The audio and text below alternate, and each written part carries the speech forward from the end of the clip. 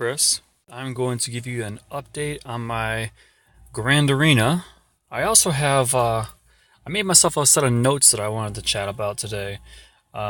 Primarily because these were things that were sitting in my mind based on what I was seeing with Grand Arena. And also, I've been reminded of a few things during my guild chats. So I thought, let me go ahead and make some notes here. And, well, I'll be honest with you. I got to 8 points on my note list because I ran out of sticky note. So I went 2 sticky notes long, and I was like, you know what, that's good enough. So we only have 8 points. So let's take a look at how round 1 of my Grand Arena is planning out. So there we have it. This is what it looked like whenever except for his board. My board looked exactly like this whenever I logged on yesterday, and I was freaking out. I'm like, oh my god, he already cleared my first area and my second area. My second area was the Bastila team. And just to click and give you a quick look here, 1 defense each. Both those teams got pulverized. Over here, click this guy. There's Bastila, 2 defenses. Not too good. So then we looked over here, I'm like, what do we have here? So he didn't attempt First Order. He gave a cursory shot at the Phoenix team, took a beatdown, and that was that. And did not attempt anything else. Now, just take a look at what I was facing. There was I thought was a meager Sith team led by Nihilus, and then there was the expected Phoenix team. And let's look at the other squad real quick. Unexpected Bounty Hunters. I think I saw them, but I don't recall expecting to see them put up that much of a struggle. And then there was a Rebels team that I somewhat expected. So the Bounty Hunters, I absolutely underestimated the strength of his Bounty Hunters. I went in there and I got hijacked. I got bushwhacked. And the problem that I had was that I went in there with a few undergeared characters, Biggs and Wedge. So my CLS, Stormtrooper Han, etc. And right away, I was in trouble because they pretty much went first. CLS went first, and then they went afterwards. And they tore Biggs a new one right away. Wedge went right down behind him. And I knew right then and there, here's my point number 2, actually. Never underestimate pulverize. Blow squads away, don't save ammo. And it's funny because I knew these points, but for some reason, you get accustomed to territory wars where it's like, I can kind of go at it a little loosey-goosey because I can destroy a whole bunch of people, and then if I lose the battle, so what? I've got somebody else coming up who can attack later and take out that squad. In this arena, there is no other guy in my team coming up to take care of some people. I've got to actually maximize. I like the term min-max. I have to minimize the damage and maximize the potential of all my characters. So when I lost that battle, I knew right then I had absolutely underestimated this team, and if I had gone in there with a team that I was actually holding in reserve for what I thought was going to be in the back row, which I haven't even got to yet, and I'll show you why this was a mistake on my side. If I had gone in there blazing with my JTR team, because when I looked at everything, I thought for sure that, first of all, I thought his Wigs team was going to be better than it was, and it wasn't. The only thing that had any type of firepower to it was the Gear 12 Ahsoka and R2, obviously. But the rest of his team crumbled really quick. The other thing that I highly underestimated, when we go to this zone here, I highly, highly, highly underestimated that Darth Nihilus team. And what I underestimated was how long it's been since I got my butt kicked by Dooku under Nihilus. That is a total disaster combo if you're not prepared for it. And I went in there my first attack. I went in there. I thought for sure I can get in there and stun lock Dooku, and they went first. And immediately Nihilus did his force drain, and all my guys were ability locked, and I was pretty much done. I mean, they weren't ability locked, you know what I'm saying? They were cooldown locked. And I was done right away, so that entire squad got wiped. I can't remember what they were. The second wave I went in there with, my goal was to try and knock out as many as I could, so I was able to kill Maul and Sidious, I believe. But man, Dooku was going at it again. So finally, I stopped going in there with my tiny parties. I went in there with my my Sith party, and what I realized is another point that I wanna put on here is the situational specialist. There are a lot of characters in Galaxy of Heroes that totally suck. There's no nice way to put it. They suck. There are a lot of characters that are good if you put them in the right situation, and they're your rock stars.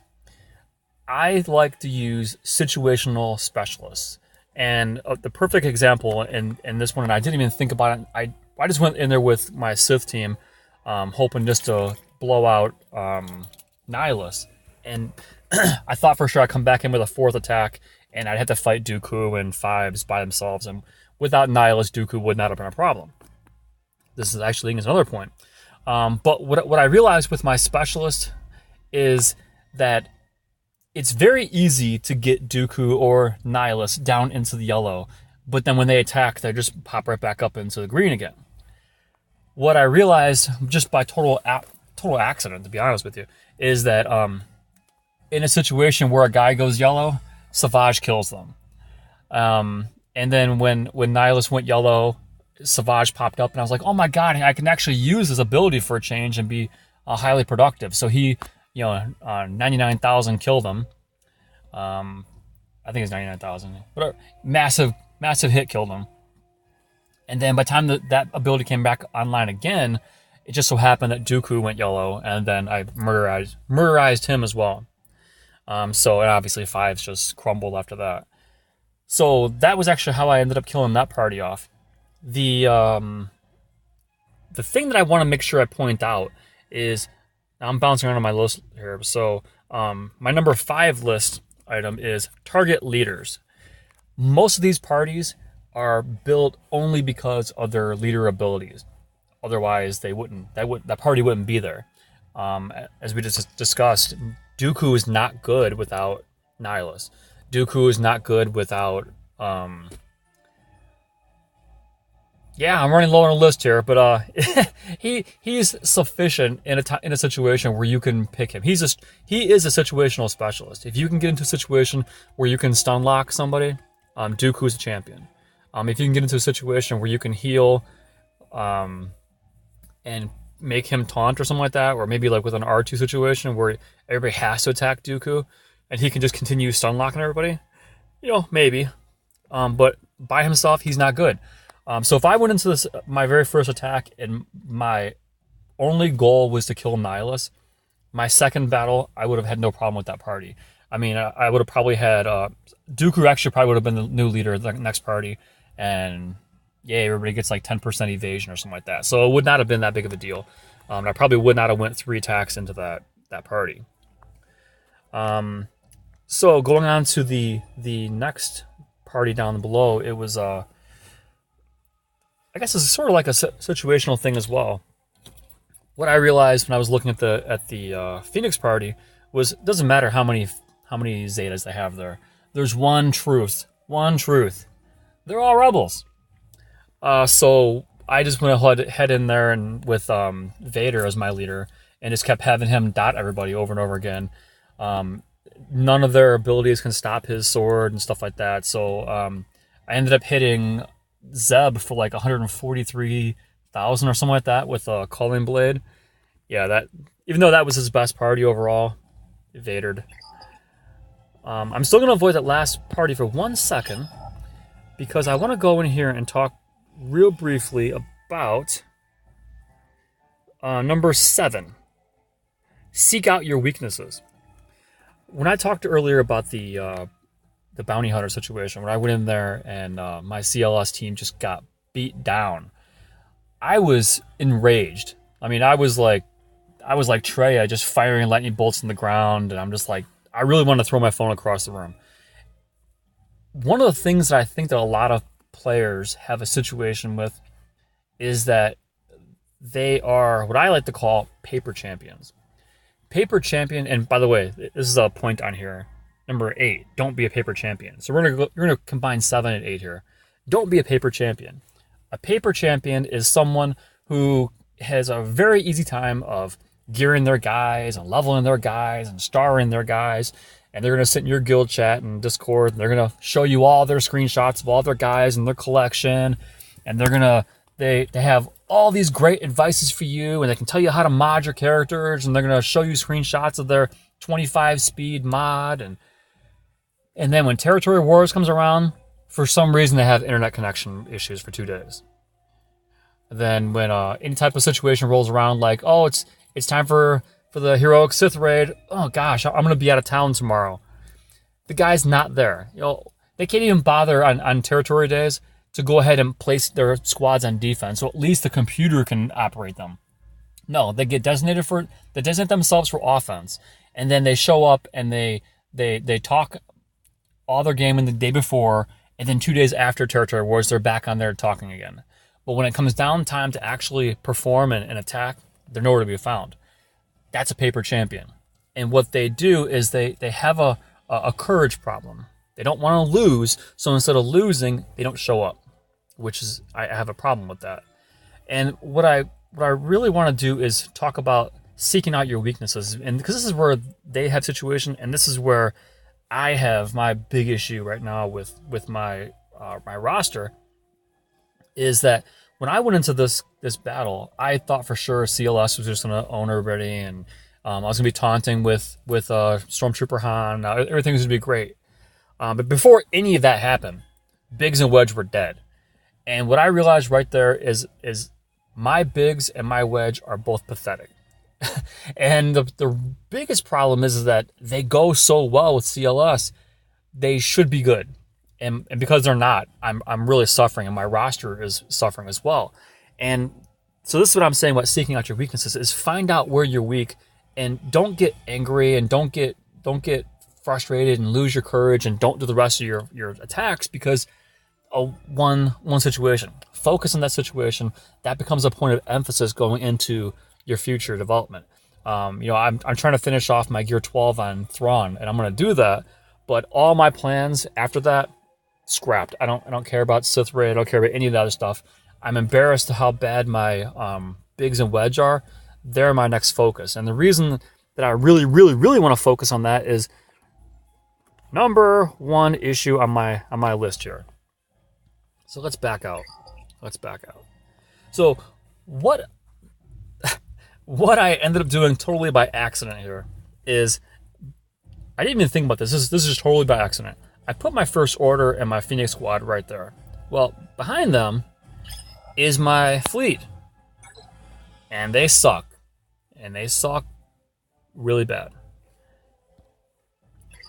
And not only that, but once I destroyed all of their ground troops and it was time to go in here, I went in there, I did 2 attacks, and I could barely get the protection off these guys, and I barely got Biggs down to half health. And that really revealed to me, well, number 1, going back to I need to really focus on my weaknesses. I need to get Biggs and Wedge leveled up and do it fast. And number 2, I guess that's number 1 on my list here, is if your fleet sucks, hide it behind your best defenders. So again, this was all totally by chance.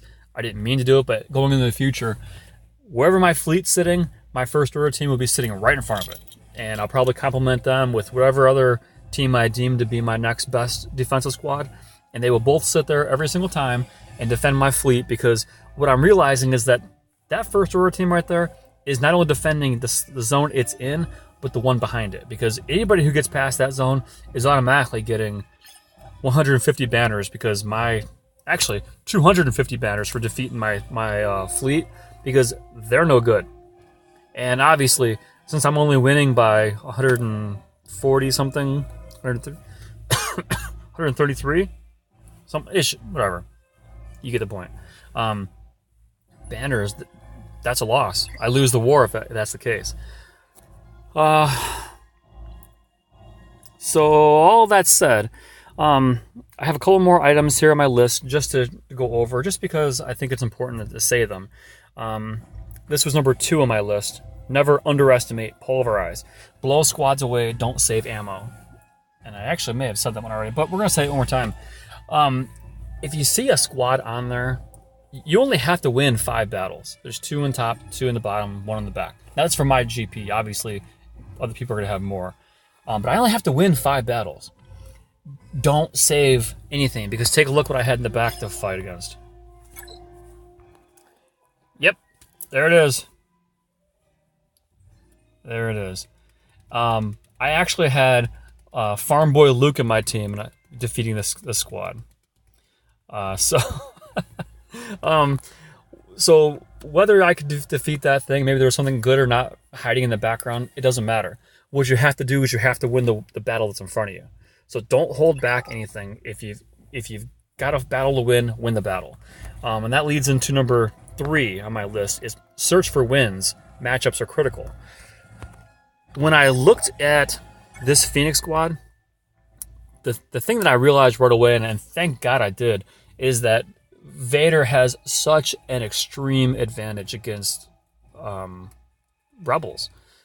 Phoenix, no matter what you want to say about them, they're Rebels. And once Vader comes on the screen, he gets so much faster, so much more dot opportunities. And him as a leader, when he throws the dots out there, he's gaining health. And when the dots expire, he's gaining health. And it's just not fair. It really isn't fair. And so what you want to do is you want to find matchups where you get the not fair on your side. So if you see somebody playing Rebels, get your Vader out there. You see somebody, I mean, I had Tarkin out there as well. Rebels can't resist his debuffs. So they were just constantly sitting there with, between 5 and 10 debuffs on them, and there's nothing they could do. Zetas are nothing. They're still Rebels. They're going to sit there and do nothing. If I was going against Empire, you can find some guys like Ahsoka Tano, with her invulnerability to debuffs, stuff like that. Find matchups, find ways that that are in your favor. If you see somebody playing their Night Sisters, go get your Imperial Troopers and blow the hell out of them. There's always matchups. Everybody has a weakness. Figure out what that weakness is and focus on getting that weakness. Don't walk into a battle where you know that you don't have matchup. If you feel like that's the case, then send a weak team in there to try to knock out some protection or something like that first. And that's the next point I have, is never underestimate your bad characters. Your bad characters probably can't defeat a strong team, but your bad characters can definitely go in there and knock 20,000 protection points off of that tank. So when you come back in there, all you got to deal with that tank's protection and his health. You can go in there with, I don't know, if you go in there with your team at full strength and your opponent's team has lost their protection, they're pretty much exhausted.